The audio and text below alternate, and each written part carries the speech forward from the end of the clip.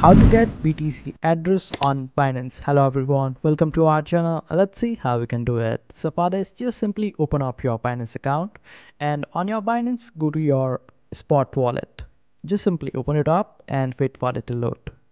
And after it is opened up, you will be able to find the option of deposit on the spot wallet. Just simply click on it and then select the option of deposit crypto.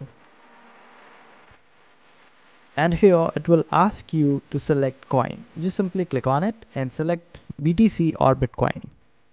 Then in the network section, you can select it accordingly, and mostly it is the BTC network, but make sure that you select it appropriately according to your needs and requirements, because one mistake can cost you a huge money. So after selecting network, you will be able to find the deposit address. Just simply copy it up, and after that share it up wherever you want. And this is how you get the BTC address on Binance. I hope this video was helpful. Make sure to hit that like button and also subscribe to our channel for more helpful videos.